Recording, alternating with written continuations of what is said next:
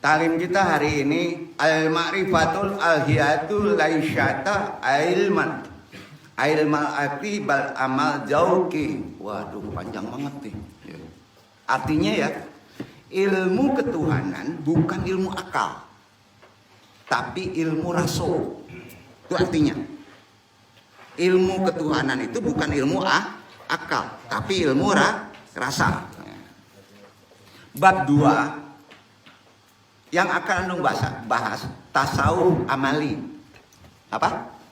Bukan falsafi, tapi amali. Ya.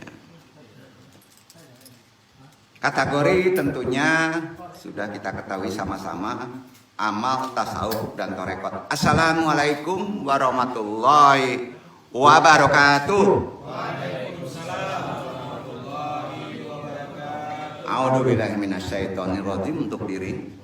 Bismillahirrahmanirrahim. Alhamdulillahirrahman. Malamal Qur'an. Khalaqal insan. Alamahul bayan.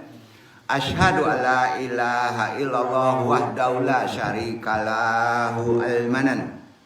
Wa asyhadu anna Muhammadan abduhu wa rasuluhu la nabiyya ba'da. Hu sahibul mujadihi wa bayan.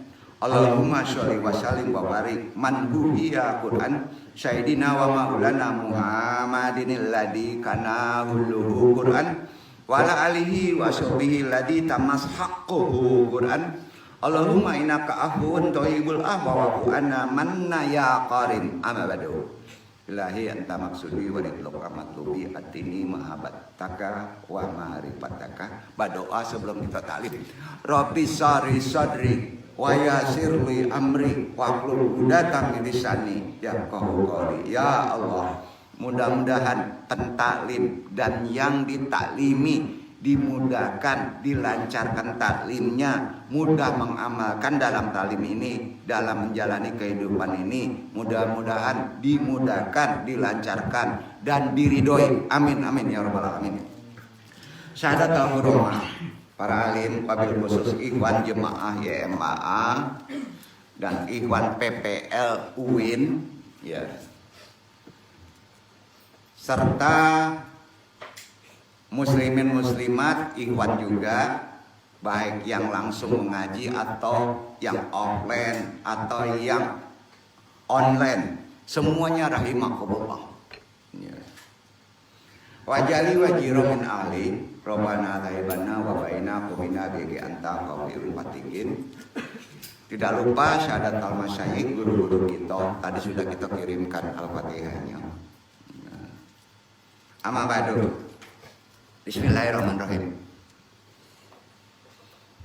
Imam Syafi'i di dalam kitabnya berkata, tahu Imam Syafi'i?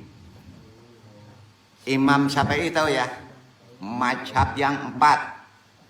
Salah satu Nusantara di kita ini ikut mazhab fikihnya kepada Imam Syafi'i. Ya. Dalam kitabnya berkata, catat ya. Qala Syafi'i radhiyallahu anhu, syahibati syaufi'atu faman taf'ata minhum illa bi kalimatini sami'atahum yaqulunal waqta syai'un fa'in qatatahu wa ila qataka man nafsaka in lam taksahallaha bal haqi wa ila sakhaltuka bil batili. Kuntu Ibnu Qayyumi iyallahuma min kalimatain ma'anhuma wa azmahuma wa adalahuma ala uluhimat qayyilihima wa yaqobatihi wa yaqafi fi haddatana ishafi ala toyifatin hada qadru kalimatihim. Itu artinya, kira-kira gitu, catat aja.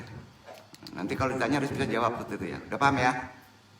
Ya, kalau nggak bertanya sama Ikhwan Aidil, jago mutolaah. Insya Allah. Artinya perlu ya. Oh ini udah ahli-ahli kan. Artinya ya itu perkataan siapa? Imam mazhab kita, Imam Syafi'i. Kita curai. Qala Syafi'i radhiyallahu anhu. Imam Syafi'i berkata, qala Sahibati Syafi'atu, aku berteman dengan kaum sufi. Jadi Imam Syafi'i ini berteman kepada orang sufi, orang tasawuf, orang tarekat. Dan tidaklah aku mendapatkan manfaat dari teman sufi itu, dari mereka, kecuali 2 kalimat yang aku dengar dari ulama-ulama tarekat dan ulama-ulama tasawuf. Yaitu, waktu itu adalah pedang. Tahu pedang? Pedang. Jika kamu mampu memutusnya, jika tidak maka waktu itu yang akan memutusmu. Gitu.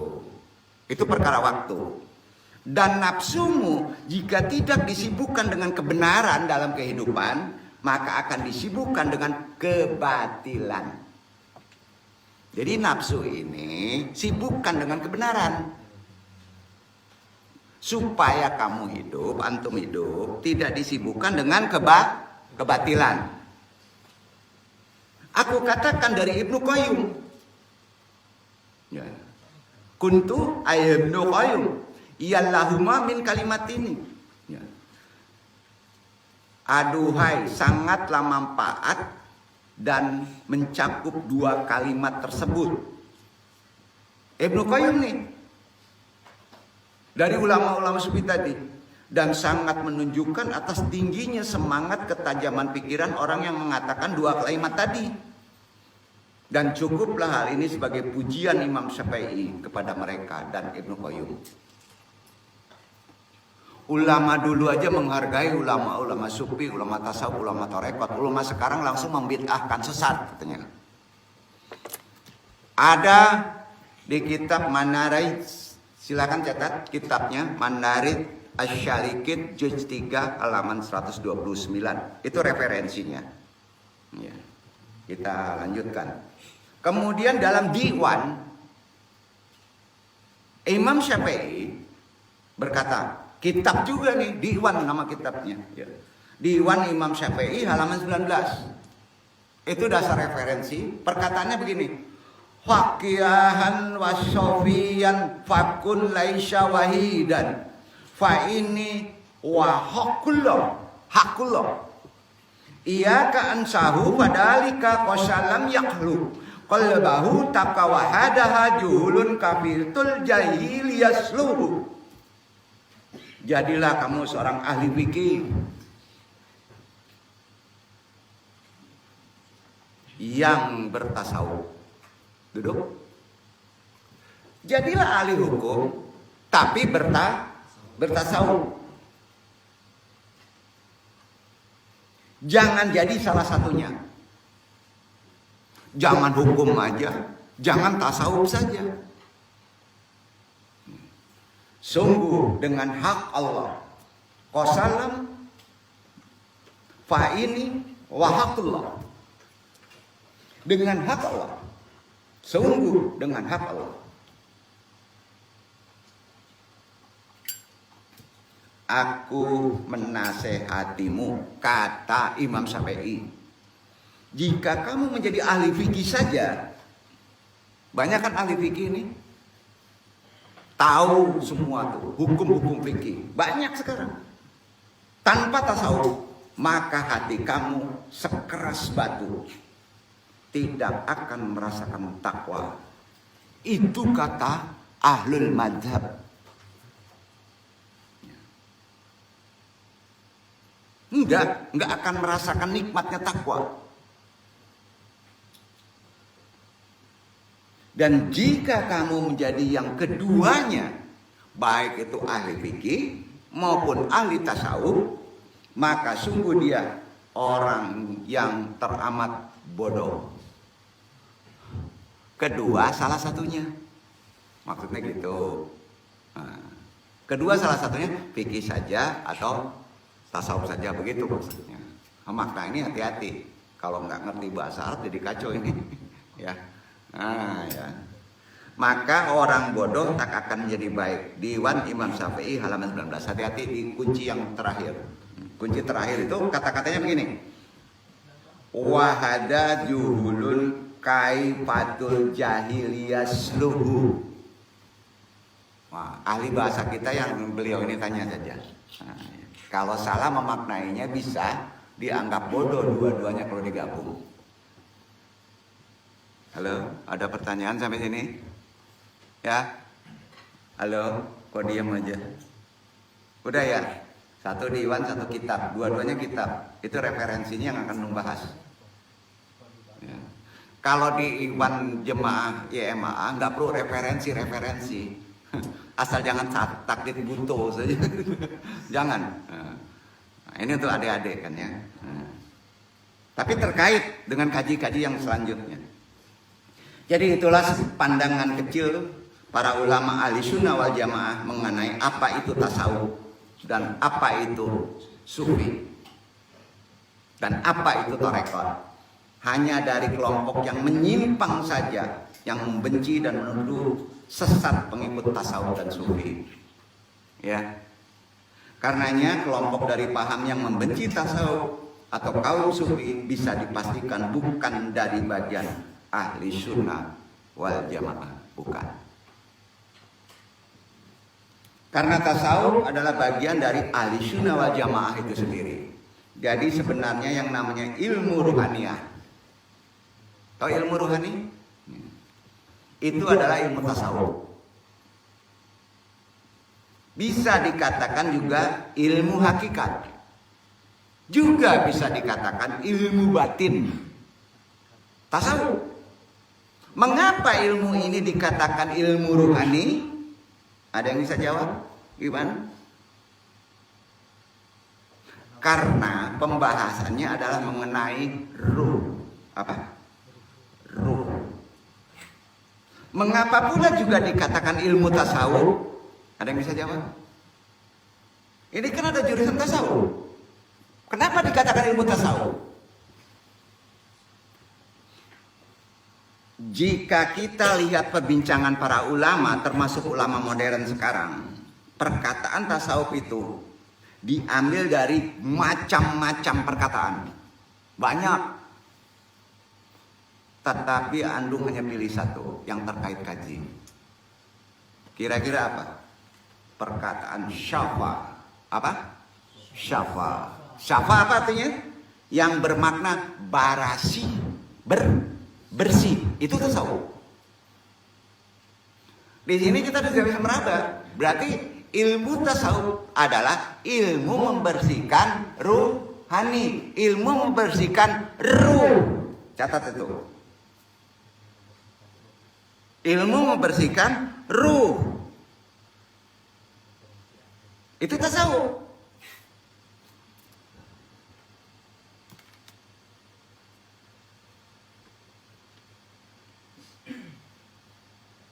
Dan bisa bermakna sofa itu murni, ya, mengembalikan garizah dari ketertutupan hati di ruh. Nah pertanyaannya, ruh antum dan hati antum perbedaannya apa? Interaksi. Supaya duduk. Ruh penghidup seluruh tubuh, hakikat manusia. Hati atribut ruh. Jadi hati tempatnya di ruh. Duduk kan? Gitu bahasanya. Jadi kalau ditanya, hati itu atributnya ruh. Ya? Udah? Duduk ya. Yang dibersihkan bukan ruhnya. Apanya? Hatinya, atributnya. Karena ruh dari sononya, gharizahnya suci dan baik. Tapi karena punya atributnya sering jelek, maka ruh menjadi kotor. Duduk kan nih, kan gampang tuh. Nah, ya. Itu yang perlu Ikhwan ketahui dari perkara ilmu tasawuf. Pokoknya ke sana. Bermakna bersih, memurnikan kembali.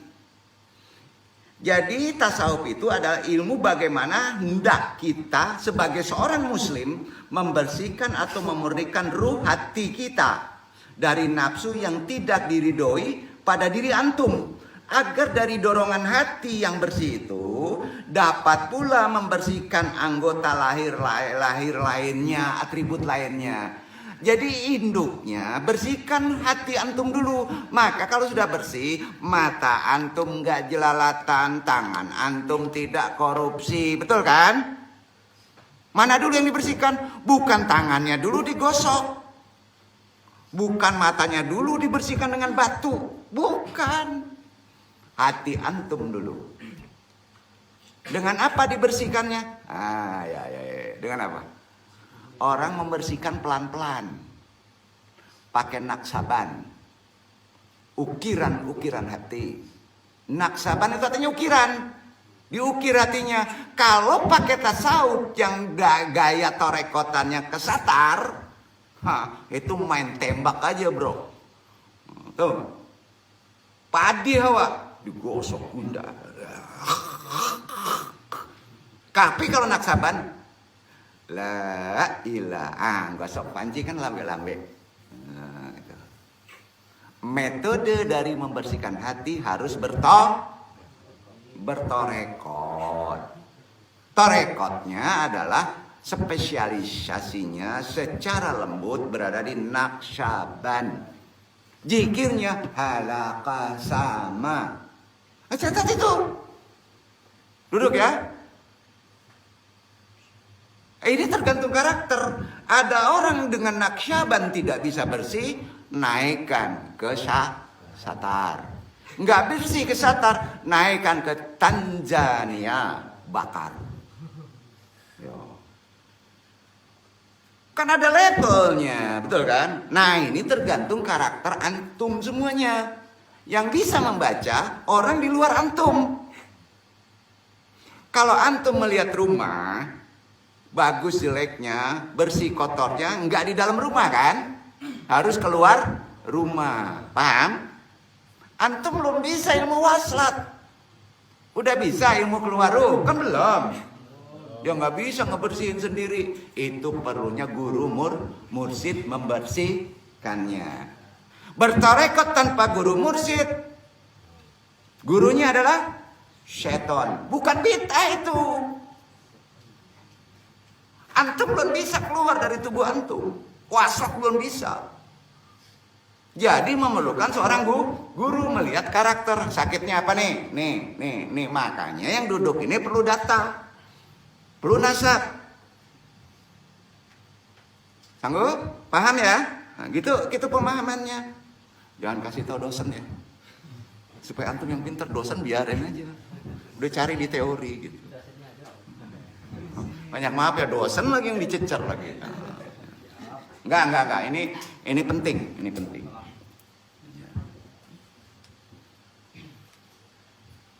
Oleh karena itu ilmu tasawuf termasuk juga disiplin ilmu mengenai cara membersihkan lahir dan batin daripada dosa dan kesalahan. Itu syariat.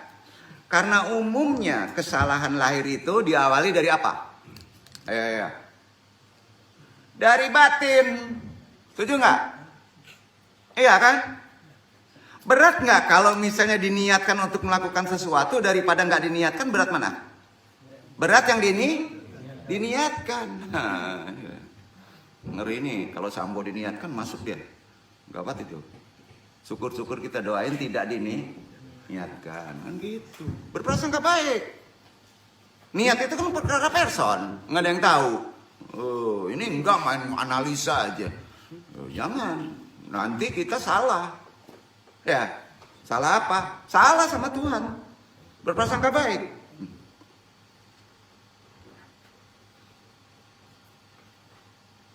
Maka sebab itulah ia dikatakan ilmu tasawuf atau ilmu batin. Kenapa pula dikatakan ilmu batin? Naikkan lagi. Kenapa? Karena ruh dan hati manusia nggak dapat dilihat, jumato. Yang nggak dapat dilihat namanya batin. Jadi yang sekolahnya di UIN jurusannya tasawuf itu ilmunya ilmu batin. Ganti bukan tasawuf. Belajar ilmu yang nggak kelihatan. Nah persepsi orang sekarang ilmu batin itu apa? Pengasih, pelet, kebal. Di sini letak taklim. Betul kan? Apakah yang batin bisa dilihat? Jawab. Interaksi aja. Bisa. Dengan apa? Mata batin. Al-Quran menyebutnya basiroh. Betul kan? Udah ngelihat dengan basiroh. Ya, ngajarin. Dia lalat itu di susu sebelah kiri. Itu. Bisa nggak? Kan nggak, jangan dibuka, itu ilmu lahir. Gitulah. Aku takut jadi kayak gini sih. Gitu ya, supaya jangan ini ya. Udah paham ya? Jadi ilmu batin ya ilmu tasawuf. Maka sebab itulah dikatakan ilmu tasawuf, ilmu batin karena ruh dan hati manusia nggak terlihat oleh mata kepala. Ia adalah hakikat makhluk yang tersembunyi. Tahu? Jadi kalau ditanya hakikat makhluk yang tersembunyi adalah ruh.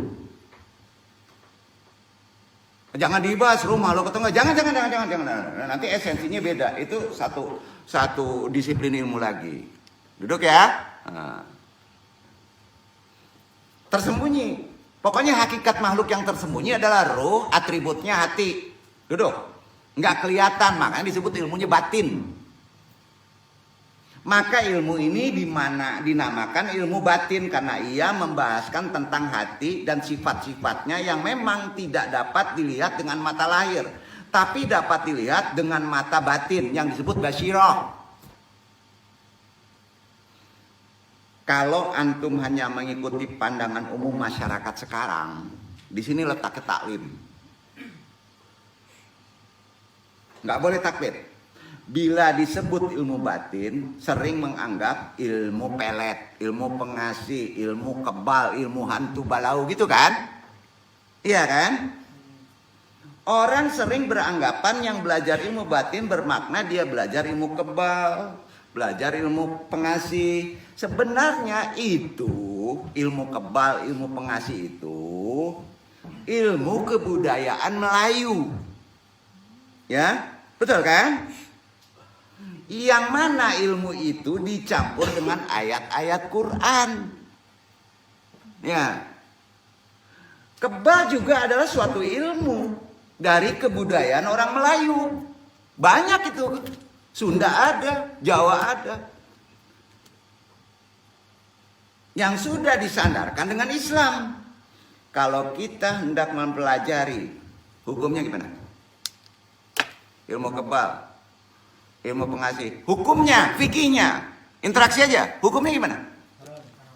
Boleh atau enggak? Enggak. Boleh. Ada yang jawab?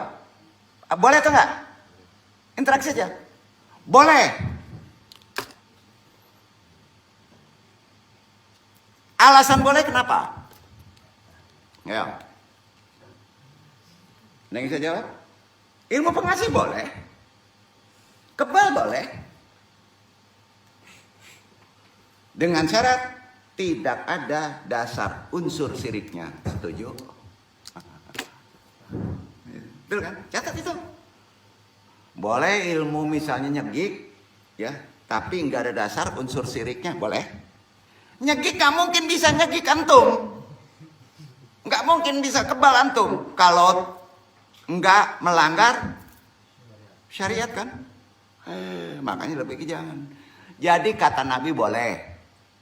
Ini ada riwayat. Silakan belajar ilmu kebal. Syaratnya satu, tidak melanggar syirik. Udah. Sampai nggak? Benar kan dia omongan nih? Itu aja. Aduh diputar-putar omongan dong.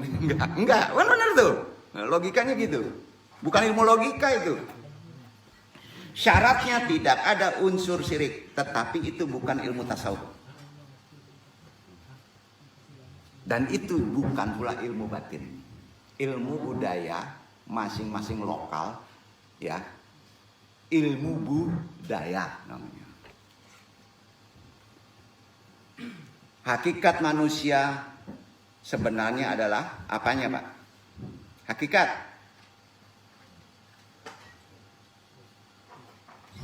Ikhwan Aidil hakikatnya apa? Aidil. Pikirannya, nafsunya, ruhnya. Antum semua hakikatnya adalah ruhnya. Ini ada yang berani ngomong gini enggak nih? Ada ulama yang berani loh, orang Minang. Kalau jasadnya punya nama, ruhnya juga punya. Jangan terusin. Udah tahu namanya? Udah tahu namanya? Itu bukan sandaran nakal. Itu ada tuntunan. Jangan dulu ke situ. Tingkatannya beda. Nanti udah ngajarin. Itu bukan wilayah umum. Disampaikan ke wilayah umum, bablas antum. Paham ya? Bukan salah. Ngingetin. Haraji, tolong inget ya. Bukan salah, saya mendukungnya. Tapi bukan wilayah umum. Nabi ngajarin zikir aja ada berjamaah, ada person. Betul kan? Sampai ya. Jadi marah-marah gini Anda enggak supaya itikot kita ngaji itu dapat. Karena kita waktunya cepet kan? Iya kan? Nah, kita lanjut dulu.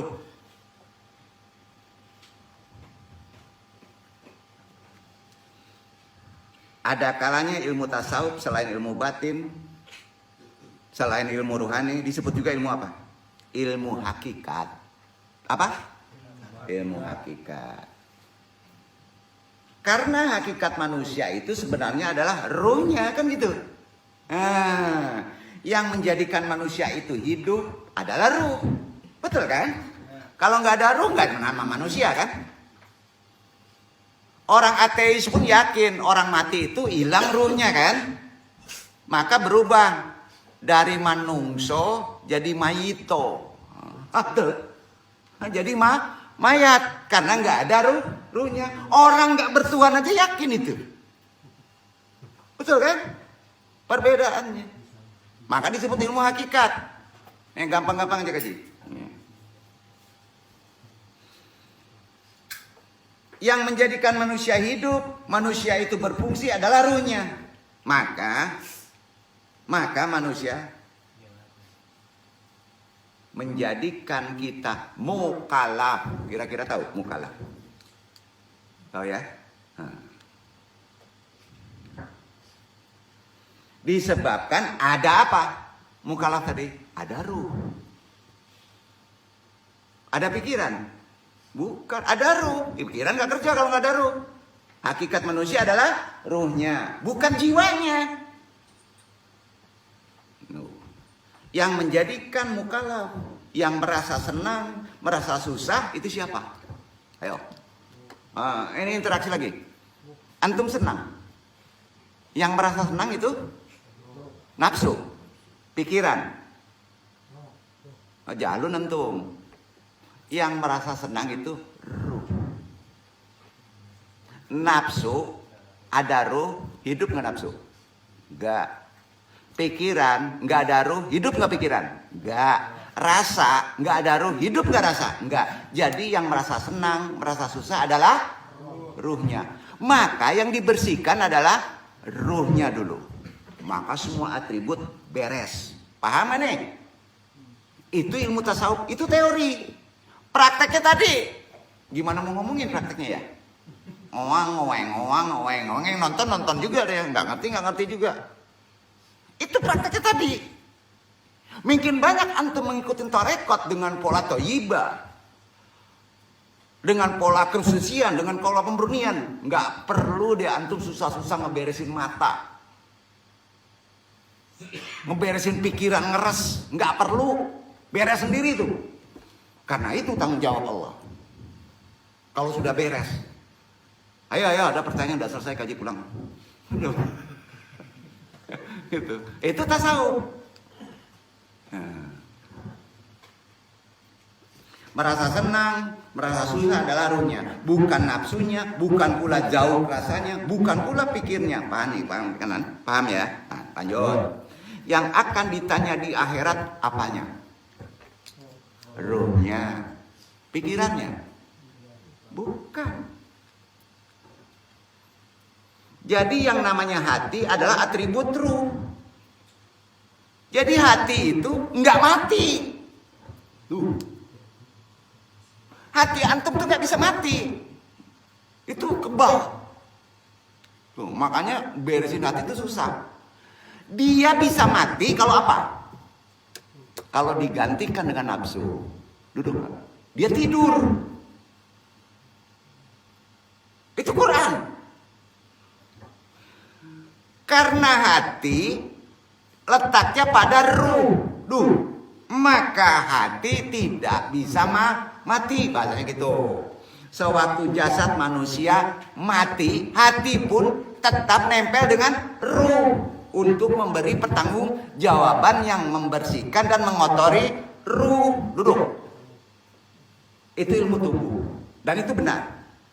Ya, nah, dari ya.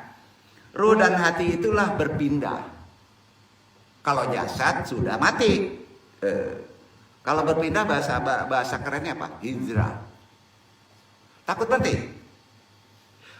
Kemana pindahnya? Start.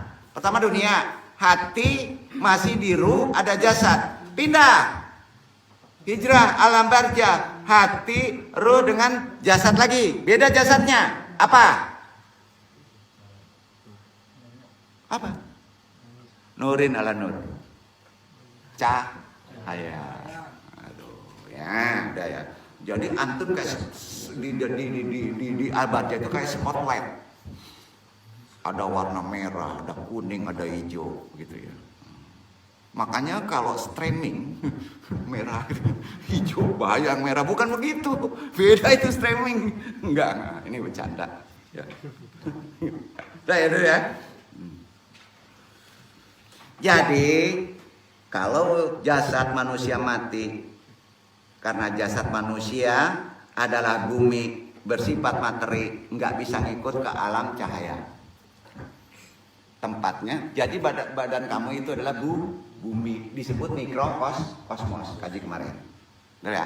Dia nggak bisa ngikut loncat hijrah ke alam barzah, nggak bisa, betul kan? Jadi pupuk. Ya, jadi pupuk. Betul kan? Ada kue nggak? Jangan-jangan pupuk nenek kita yang kita makan itu kue tuh. Ya, nggak tahu antumnya. Ya, gitu kira-kira. Jasad manusia adalah bumi bersifat materi. Ruh dan hati itulah berpindah hijrah ke alam lain. Al-Quran menyebutnya alam barzah. 1, 2 alam. Ya, 3 atau 2. Udah masuk berapa tuh kalau dunia? Alam ruh, berjanji tauhid, masuk alam rahim, alam ibu, masuk 2 alam kan? 3, alam dunia, sangat penting. Disinilah letaknya di alam dunia. Tanggung jawab antum untuk alam sadar. Kedua, alam barzah. Ketiga, jawab, hijrah kemana? Padang mahsyar. Betul? 4, masuk mana? Timbangan hisab. 5 masuk mana?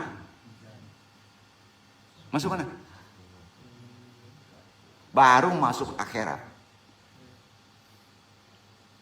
Melalui titian Shiratal Mustaqim. Ada 2 masalah di sana. Dicelup dulu di neraka. Itu kamar gitu tuh. Wah, banyak yang udah pesen tuh. Ini kelihatan, ini celup dulu di neraka tuh. Wah, ada 10 tahun, ada 20 tahun. Hitungan Allah yang tahu itu ya. Sudah itu diangkat baru masuk surga. Ya. Ada yang langsung ke surga. Ya. Ada yang nggak pindah-pindah. Di neraka sih. Baru itu alam akhirat. Duduk.